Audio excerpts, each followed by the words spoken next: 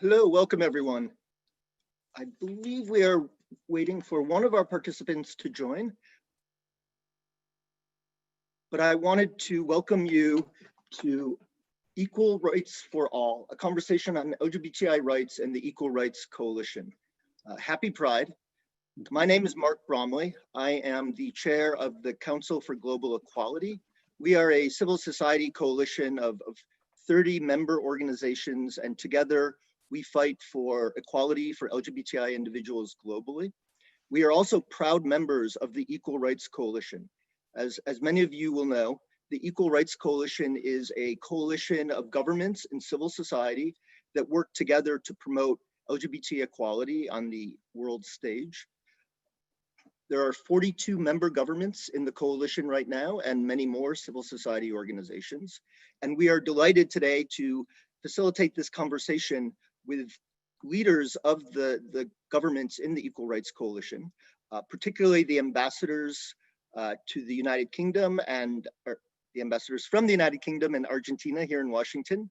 And Argentina and the United Kingdom are co-chairs right now of the Equal Rights Coalition. They're the government co-chairs. We're also joined by the State Department, and the US government and the State Department have been strong supporters of the Equal Rights Coalition since its inception.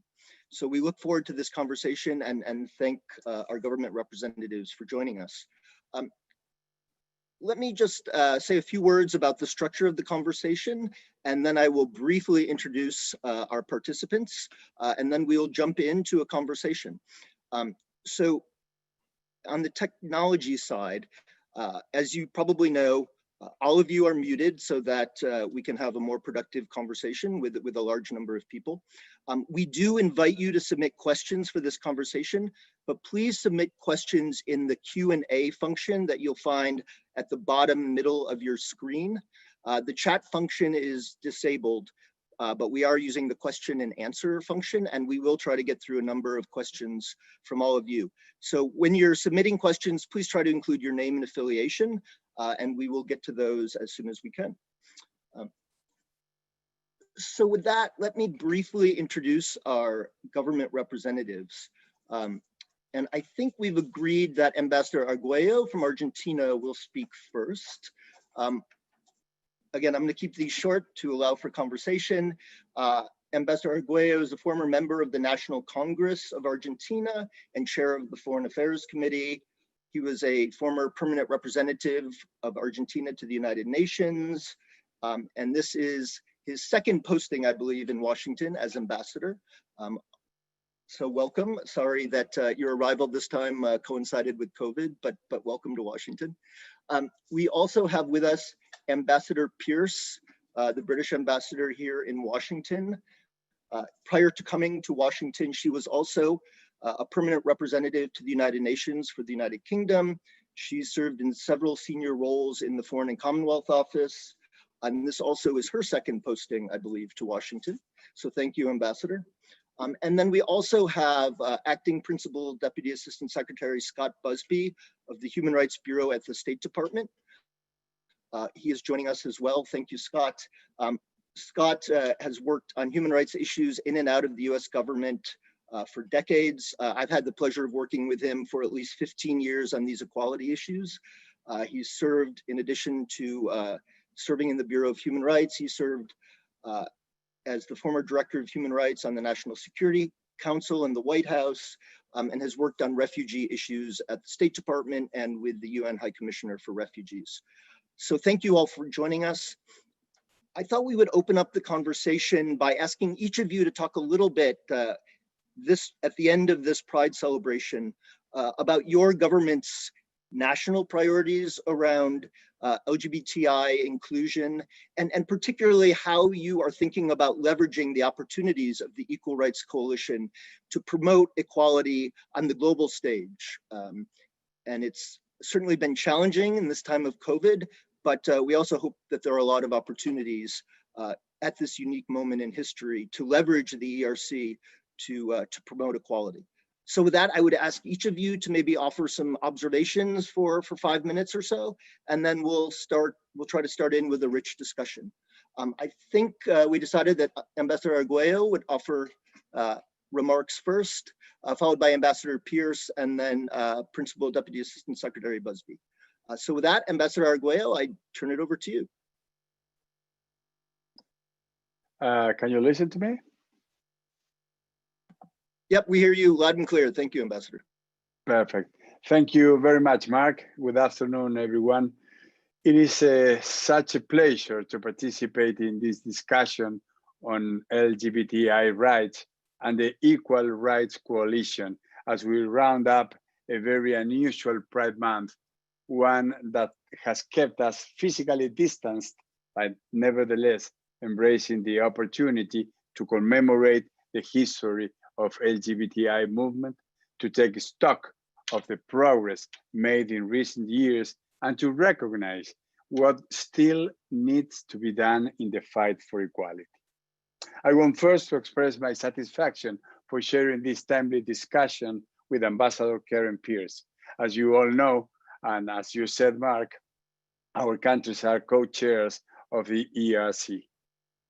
I am happy to also share this virtual panel with Acting Principal Deputy Assistant Secretary Scott Busby, with whom our embassy has been working for many years now.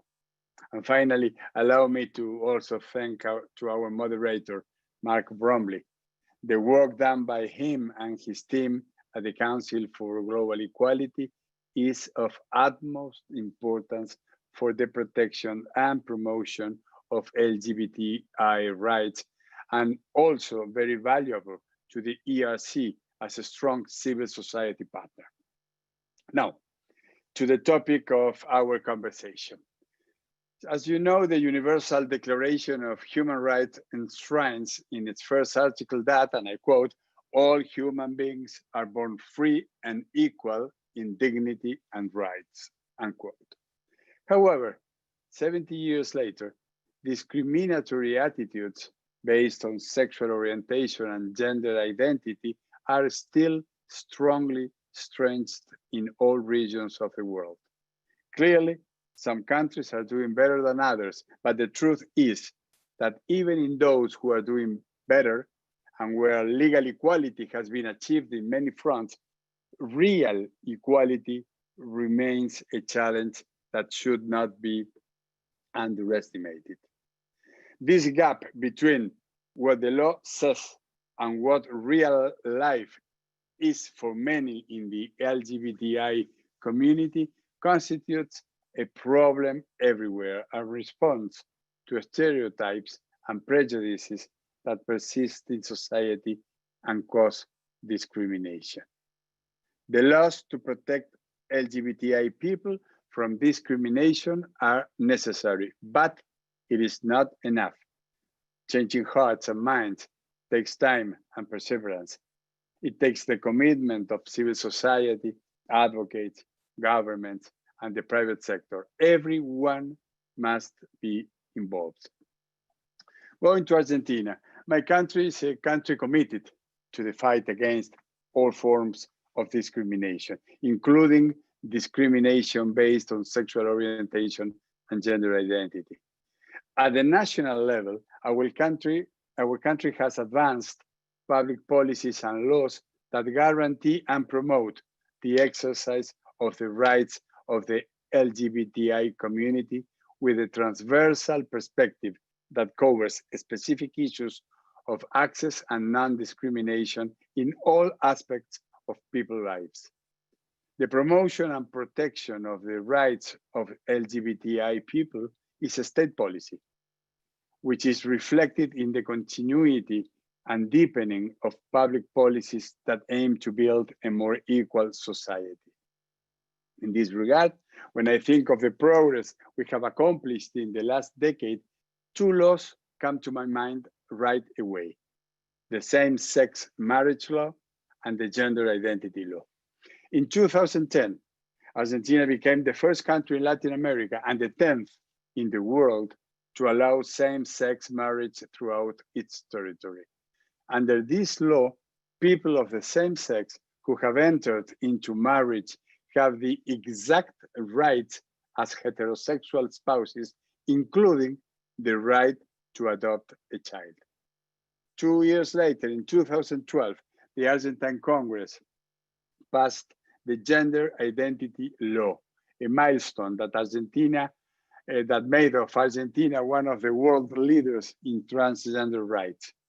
Under this law, any person of legal age may request that their registered gender information be rectified and that their first name and picture be modified if inconsistent with their self-perceived gender identity. It is important to notice that this is a legal right without having to undergo judicial, psychiatric, or medical procedures. It is an easy and free process. We are now celebrating the 8th anniversary of the gender identity law. And you know what?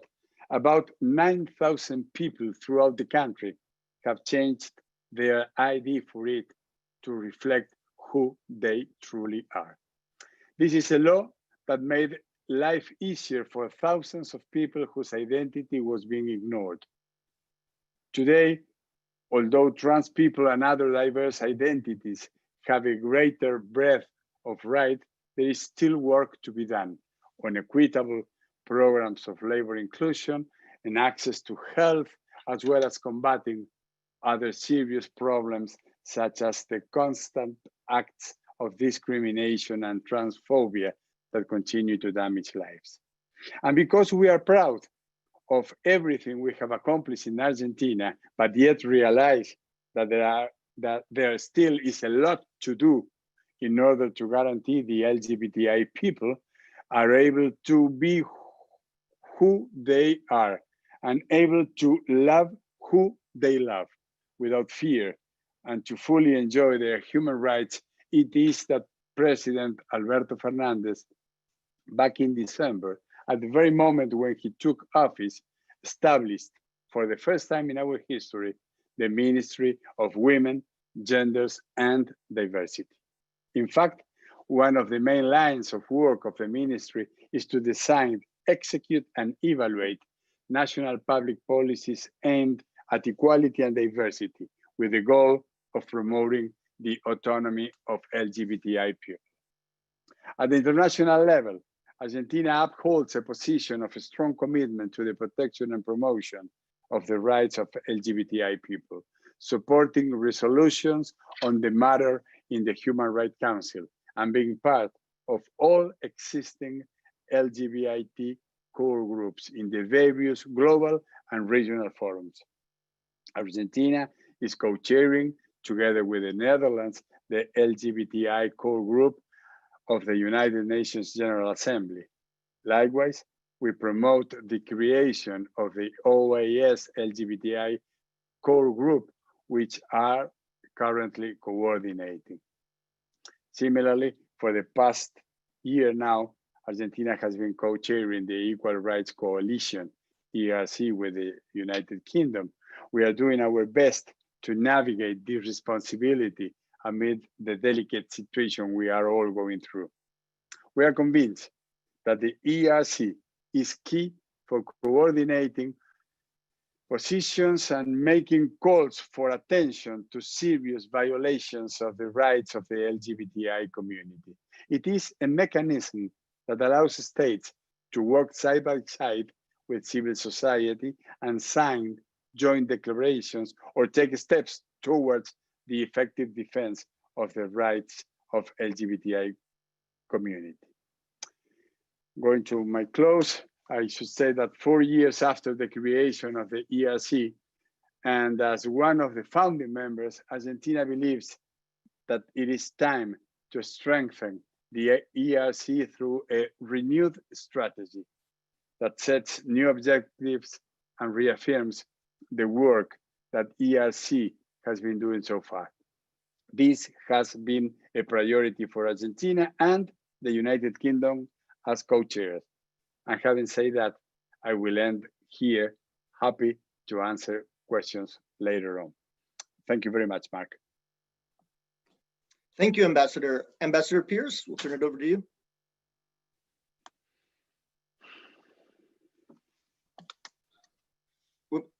Sorry, Ambassador Pierce, I think you're muted. should be okay now. Thank you, Mark. Is that okay? Yep. Yes, yes. Yep, good. perfect. Thank you. Happy Pride, everybody. Really delighted to be here and taking part with my good friend Jorge and with Scott. I want to pay a particular tribute to all those people who work on the Equal Rights Coalition, and if I may, particularly to Jessica of Outright. When I was in New York, we worked very closely with Jessica and the Equal Rights Coalition, and I think we've made some progress. I agree, Mark, with absolutely everything Jorge said about the importance of this issue, about the importance of equality, about the human rights framework and the work that ERC does. One of the things Argentina and the UK are doing on the ERC is producing a strategy that will guide ERC's future work. And we'd be happy to talk about that later. I'll talk, if I may, about a couple of things that the United Kingdom is doing. Firstly, I think since same-sex marriage was legalized in 2012 in the UK, the atmosphere has become much easier to have very detailed debates and discussions of these subjects and take them to the next level so that we can truly work out how to make society equal for everyone. And one of the things we did a couple of years ago, we did a survey of over 100,000 LGBTQ people to find out what sorts of difficulties they encountered. And one of the things that shocked me was how many people said they didn't even feel they could hold hands in public, you know, a totally innocuous activity. So this was the largest national survey of LGBTQ people in the world to date. And we came out with an action plan, and I'll read, if I may, what that commits us to. It commits us to appoint a national LGBT health advisor to provide leadership on reducing the health inequalities that the LGBT community faces. It allows us to extend the anti-homophobic, biphobic and transphobic bullying program in our schools. We will bring forward proposals to end the practice of conversion therapy in the UK, and we'll take further action on LGBTQ hate crime, and we'll improve the recording and reporting and police response to hate crime. So there's more to do there. That's an active program of work, but we are really committed to taking this forward, and we talk in the United Nations about it as well. One of the other things we did in 2018 at the Commonwealth Heads of Government meeting, the Prime Minister committed to assist any Commonwealth country who wanted to overcome their colonial era legislation in the area of equality and LGBTQ rights. And that's an offer from the United Kingdom. We recognise our historical responsibility for that legislation. Sadly, only a handful of countries in the Commonwealth actually have updated their legislation, but this is something that we think is very important. The fact that the Commonwealth largely has a homogenous legal system based on common law is helpful in this respect, and that's an offer we have made to try and help countries overcome the past. And we also have got in parallel a major program on gender equality and LGBTQ equality. We very much value the Pride marches. This is an important week. We have lit the embassy up in Pride colours, if any of your listeners are in Washington and going down Massachusetts Avenue. And I'm sitting in front of a banner I was given in New York to celebrate one of our Pride marches there. So I can assure everybody this is going to be remain a very important issue for the United Kingdom. We really value our partnership with Argentina in the Equal Rights Coalition. And I haven't rehearsed what Jorge said about the international framework and the importance of this issue, but just for the sake of completeness, I agree with every word he said. Nobody should be discriminated against for who they are or whom they love. Thank you very much. Thank you, Ambassador. And I'm going to go to Peter Scott Busby. Thanks, Scott. Can you hear me, Mark? Yep, perfect. Okay, good. Well, good afternoon, everyone, and happy Pride. It's my pleasure to join all of you today to discuss the ERC and the work that we're doing at the State Department to protect and defend the human rights of LGBTI persons around the world. Before I begin, let me offer a special thanks to Ambassador Arguello and Ambassador Pierce for their leadership on this issue and their co-chairpersonship of the Equal Rights Coalition. And thanks as well to my colleague, Mark Bromley, with whom I've had a long-standing collaboration on these issues. Unfortunately, the struggle to end violence, abuse, and discrimination against LGBTI persons continues to be a global challenge. As a nation, the United States is, of course, founded on the principles of freedom and equality, and thus we remain committed to protecting and defending the human rights of all people, including LGBTI persons, as well as the elderly, persons with disabilities, and religious and ethnic minorities. Specifically in the human rights context, the State Department focuses our LGBTI efforts on mitigating violence and abuses targeting LGBTI persons and opposing laws that criminalize LGBTI status and/or conduct.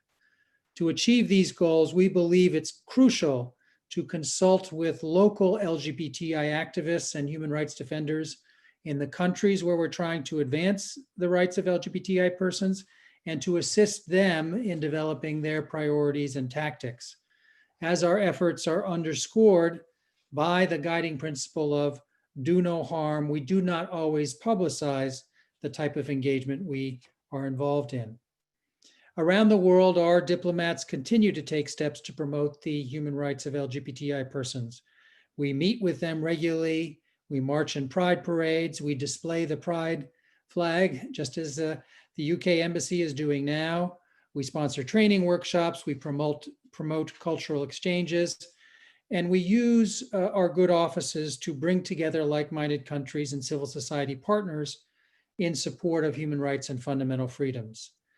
Just as we're doing today in the COVID-19 era, our embassies are continuing to work with others, including through the Equal Rights Coalition, to advance the human rights of LGBTI persons.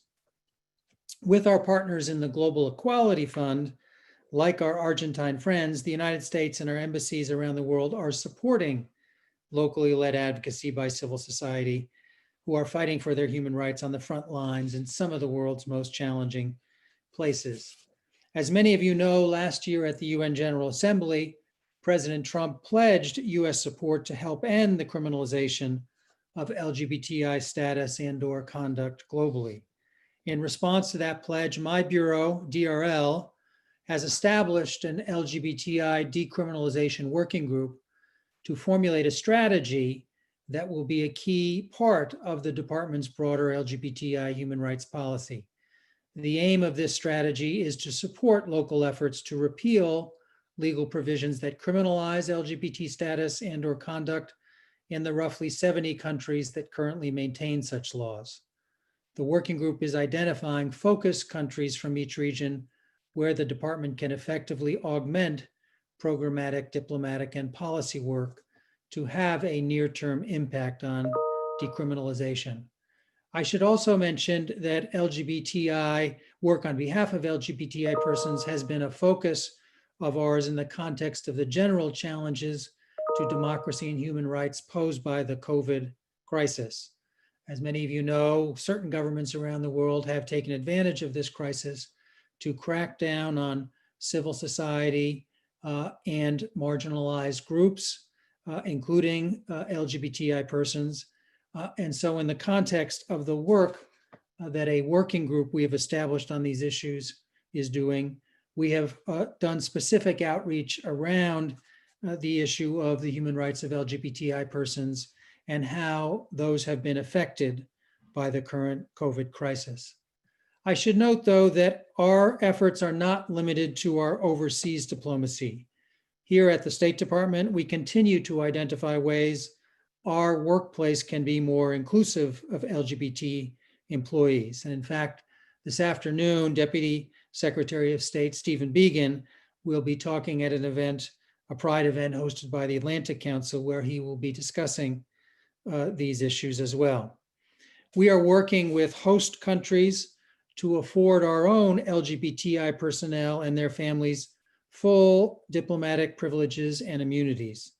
Similarly, we are exploring policies that will better address the needs of our transgender colleagues.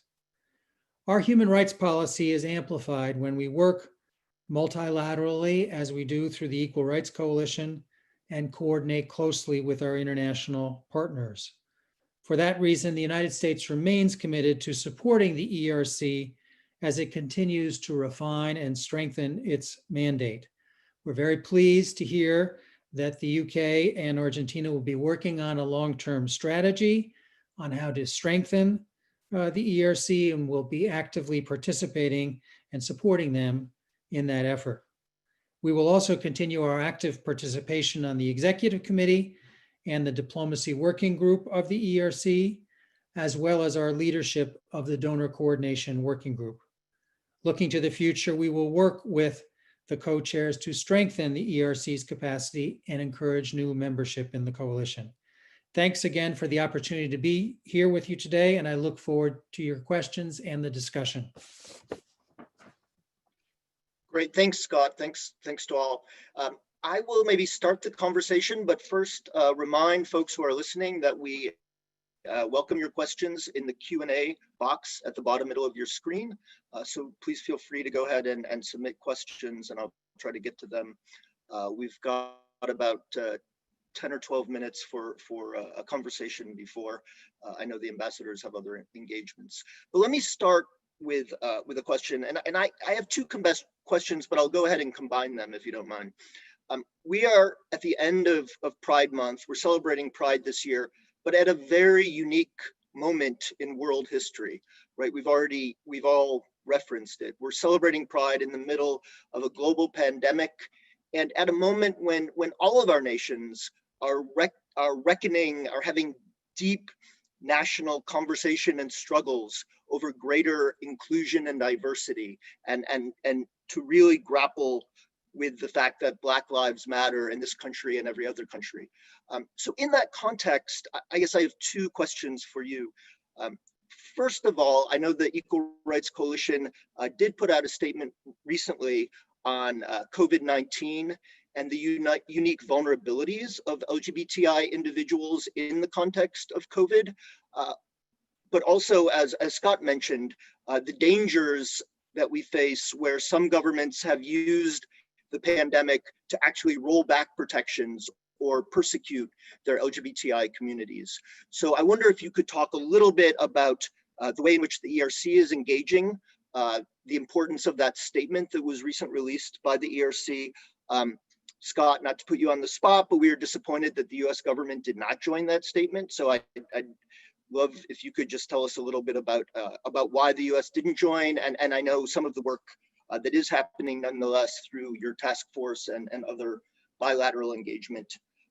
But then just to combine the questions, I know there have been real efforts within the ERC Civil Society Coalition and also the Government Coalition to diversify the Equal Rights Coalition, to bring in more countries from Africa and Asia. And Ambassador Arguello, we've been delighted that Latin America has been a real leader in the coalition. But what efforts are you taking to increase the diversity of the government membership in the ERC? Unique moment of diversity and inclusion. Ambassador Arguello, would you like to kick us off with that? Yes, of course. Mark, the diversity of the ERC's membership, which includes states at different stages in their LGBTI human rights development, means that it has the potential to draw on a wide pool of experience and information sources to spur action and facilitate peer learning by the sharing of best practices. So yes, it is indeed necessary and desirable to increase the membership of Asian and African countries. For this, we are taking advantage of the fact that my country is also co-chair of the UN LGBTI core group, and we are going to focus on those countries that currently part of the core group, but not of the ERC, and invite them to join us in the coalition. We also hope we can add those countries that have been very helpful, but we have made efforts to renew the mandate of the independent expert on sexual orientation and gender identity of the Human Rights Council. An advantage that the ERC presents compared to other groups is that it is relatively easy for countries to become part of it, since there is no need to have a state from another region wanted to join in order to maintain the global north-south balance. They simply need to express interest, and I think diversifying the ERC membership is important, and I'm hopeful we will see results sooner than later. If you want me to make a comment on COVID-19 now, or I can do it later, whatever you say, Mark. Yeah, just because time is short, if you have any very brief observations, I think we should try to combine those thoughts. This was how should I say? Last month, working with our ERC partners, we put out a statement on the impact of the coronavirus on LGBTI people. This was an important action because it recognizes that although the virus may seem to strike indiscriminately,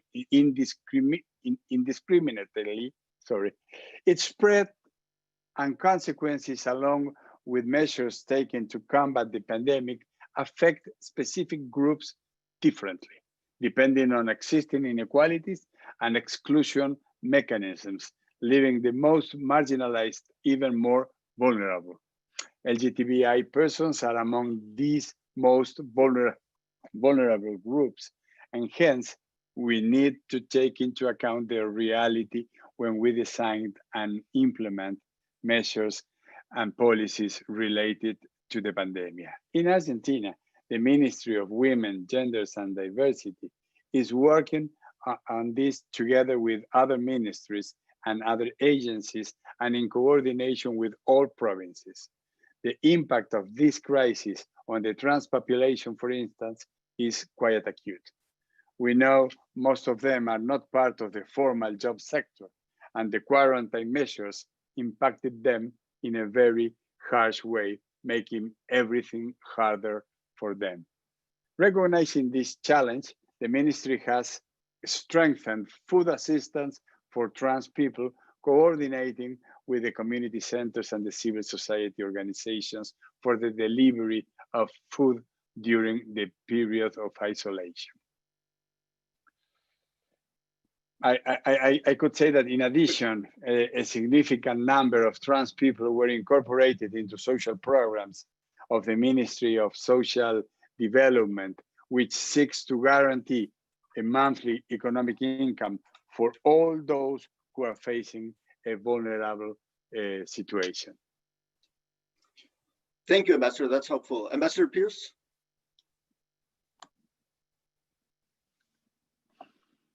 Whoops, sorry, I think you're muted again, Ambassador Pierce, sorry. Sorry, my ability to cope with the IT. So I think Jorge set out very well what the ERC is doing. I think one of the ways we can all particularly contribute at the moment to ensuring that LGBT communities are properly supported and protected. One way is obviously through the United Nations and the meetings that take place there, whether that's in New York, in the General Assembly, in the Security Council and elsewhere, or whether it's in the WHO. So I think that's quite important. And UK is part of the core group on all that. I think another way is through our bilateral assistance to developing countries. So British embassies around the world all have an objective to support LGBT rights. And at the current time, a lot of that is on supporting equality before the law and equality of health outcomes.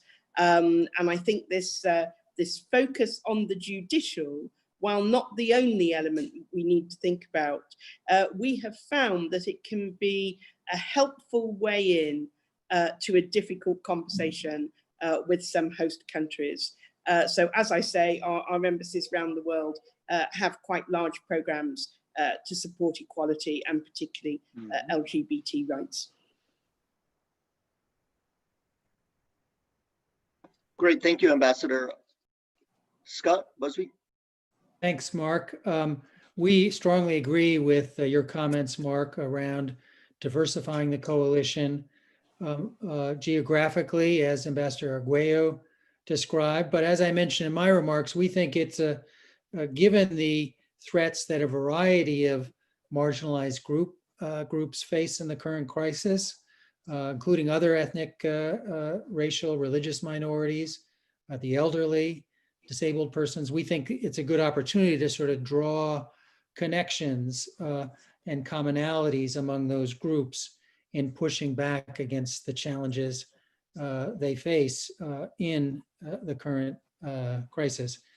As to why we didn't join the statement was a long one, many details in it, and there were certain elements of it that we felt were inconsistent with US law and policy, but that does not mean that we don't support the core of what the Equal Rights Coalition is doing. And indeed, as many of you saw, we did issue a statement on our mission to the UN in New York, and have issued other statements affirming our commitment to protecting and promoting the human rights of LGBTI persons.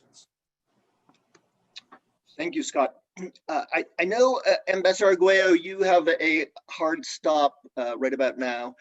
We do have one interesting question from the question and answer box. I wonder if I could ask you, Ambassador Arguello, to offer any closing remarks, and Ambassador Pierce, it sounded like you might have a moment to answer another question, and Scott, I don't know if you have a moment as well. Thank you.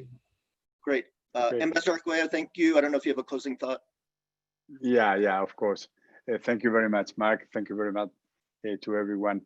I would like to say that Argentina is committed to and believes in the importance and enormous potential of ERC.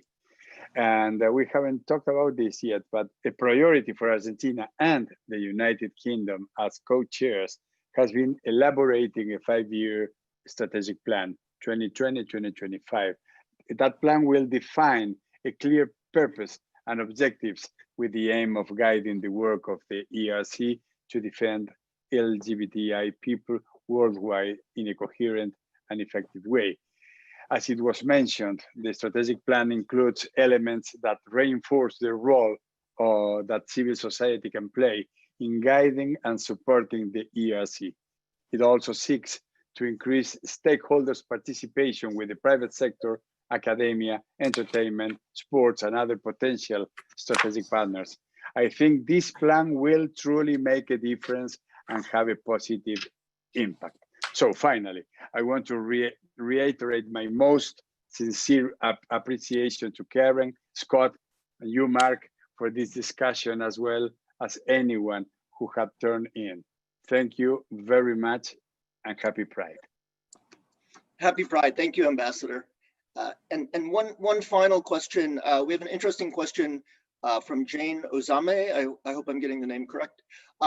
Asking about certain clashes of rights that there's what she describes as an increasingly toxic debate between those who are claiming religious rights and religious liberties, and particularly those seeking to protect the rights of transgender individuals. What is the best way, do you think, to deal with that toxic debate? And how might the Equal Rights Coalition provide a forum to have those conversations diplomatically in a space that can really make a difference? I wonder if either of you have any thought on that. Ambassador? Is this unmuted now? Yes, good. Thank you. I think that is, in general terms, rights shouldn't clash. Rights are indivisible. Jorge mentioned earlier the Universal Declaration on Human Rights, which should continue to be our watchword, I think. And it sets out a very good basis, very good framework right across the lists of rights. And I think coming from a British political tradition, we also believe very strongly that the issues should be aired and should be debated in as free a manner as possible. Mm-hmm. And, you know, the old distinction between offence and harm can sometimes be helpful here. I know not everybody agrees with that. And we also in the UK have some quite strong laws and practices against hate speech. But in general terms, we believe these issues should be debated. I think the current issue around the transgender space,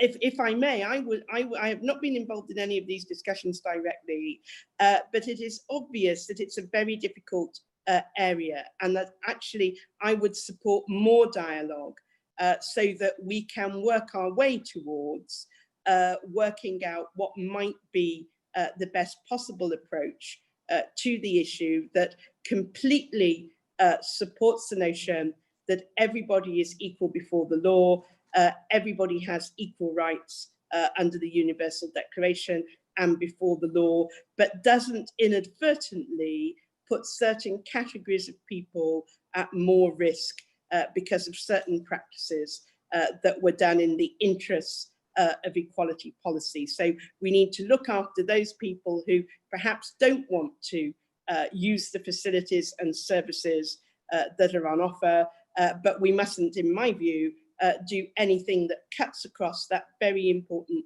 principle of equality. But as I say, it is a very tricky and sensitive area. You'll have seen the debate in the UK at the moment between J.K. Rowling and some of the Harry Potter actors and actresses, and I think that illuminates just quite how sensitive this is for some people. So I think the Equal Rights Coalition can help by sponsoring more dialogue on how we craft a way forward that is helpful to everybody. Thank you, Ambassador. And Scott, I know we've obviously had difficult national conversations around transgender equality as well. What are your thoughts on that question? My first thought is that I think there are a core of rights around which we all agree, which is that no one should be killed, physically harmed, thrown in jail, or denied access to essential services such as healthcare based on who they are or who they love. There are challenges that, as you allude, Mark, we are debating here in the United States. I do think to the extent that the ERC would be able to provide a forum for discussion of those issues, I think it would be a good thing.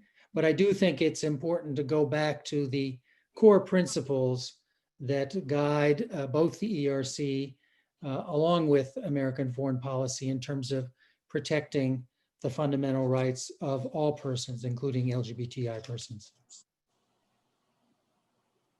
Thank you for that. Well, we are over time, so let me offer some thanks and then maybe a final word to Ambassador Pierce and PDAS Busby. Thank you to all of you for joining. Thank you particularly for the British Embassy for organizing the technology behind this. Josh Stanton has been working with us to get us up to speed on the technology, Great. So thank you for that. And thank you to the two ambassadors, to PDAS Busby. Thank you for your time and your commitment. It's clear that you are committed to the ERC, to these issues, and this is a difficult moment for all of us, for all of our nations, but a moment when the ERC is more important than ever. So thank you for that commitment, and we look forward as civil society to working with you and with the 42 member governments as we go forward. So again, happy Pride, thanks to all, and I will give the closing comments. Maybe we'll start with you, Scott, if you have any final thoughts, and then Ambassador Pierce, since you folks organized the technology and really led us in this, you can offer your final comments. Thanks, Mark. Well, let me just reiterate again the U.S. commitment to remaining part of the ERC and our fundamental commitment to continuing to protect and promote the rights of LGBTI persons. That will continue to be reflected in our annual human rights report. It will continue to guide our diplomatic activities overseas, and it will continue to inform the programmatic work that we do to support the individuals and groups on the ground working to promote and protect these same rights. Thank you, Mark. Thanks, Scott. And Ambassador Pierce? Well, thank you very much, Scott, and thanks to Mark, you and the Council for Global Equality, and Jorge and the audience. I think I'll close by noting, this will remain an important priority for the UK, for both our domestic and our foreign policy. And we look forward to cooperating with any country that has the same goals of wanting to advance equality for all of services and before the law. We were going to hold an LGBT conference in London in May, and that unfortunately, because of COVID, has obviously not taken place. But I wanted to reassure everybody that we are looking for a way to have the conference, possibly virtually, possibly through other means, and that we'll be coming back to everybody shortly on plans on that. But let me close by just repeating how important this issue is and how important it is that we all defend that issue of equality, and that you can count on the UK to continue working with partners to do that. Thank you, Ambassador. Thank you to all for joining, and happy Pride. I think that will conclude. Happy Pride. Happy Pride. Thank you, everyone. Thank you.